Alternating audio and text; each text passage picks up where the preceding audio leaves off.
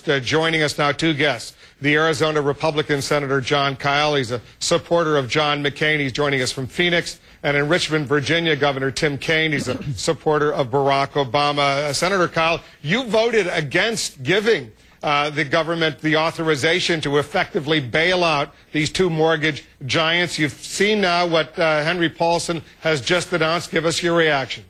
Well, first of all, I voted against the bill for other reasons, but I talked to Secretary Paulson about an hour ago, and I don't have any doubt that this is action that needs to be taken. The problem is Republicans for over 3 years have been saying that Fannie and Freddie are in bad financial situation and that the government should have greater regulation to require greater capitalization, the precise problem that Secretary Paulson pointed out.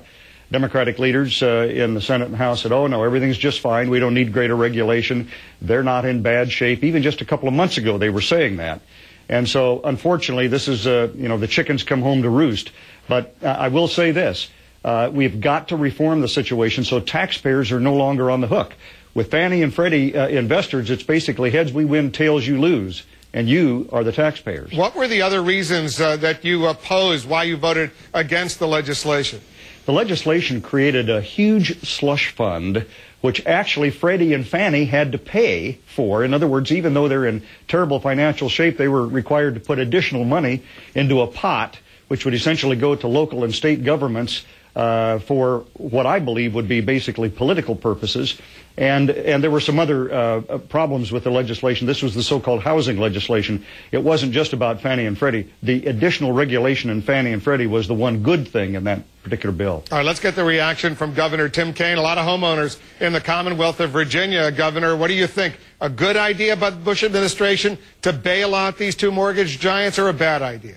Well, it's an important step that they've taken, but they're way too late. During the Bush administration, there's been a complete abdication of responsibility for regulating the nation's financial markets, and so it's come to this.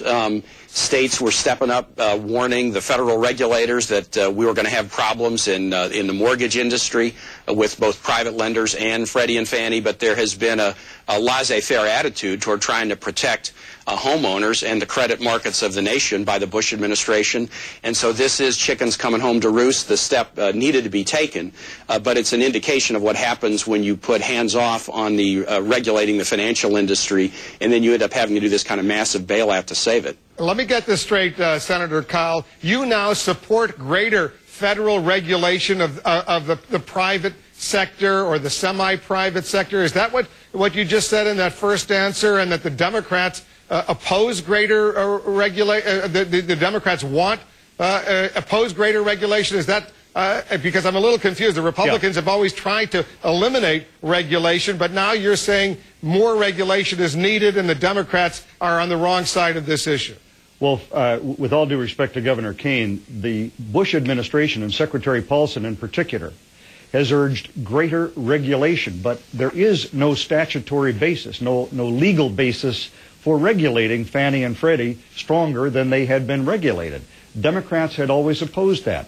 Republicans, believing that the implicit guarantee of the United States government meant that taxpayers would be on the line if anything went wrong, and we could see that it was going wrong, were urging that there be greater regulation in terms, for example, of greater capital requirements, the same thing that we impose on other kinds of investor entities and certainly on the banks. Fannie and Freddie and their supporters in Congress always said, oh, no.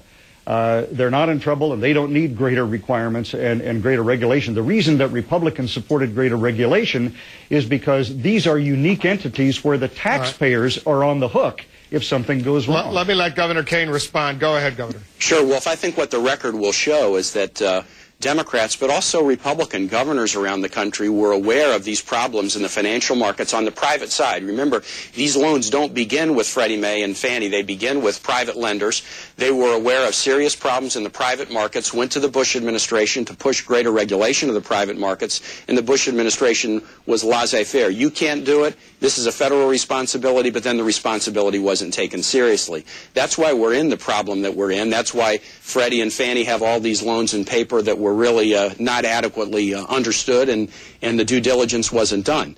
And so the Democrats have always had the belief that, look, we've got to have appropriate regulation to the circumstance, not overly regulate, but the notion of a laissez-faire attitude that leaves homeowners to kind of fend for themselves in this massive foreclosure crisis, that's what we've opposed, and we're glad to see that finally there's an effort to wake up and do something about it. All right, guys, stand by. We're going to continue our discussion. We'll take a quick break.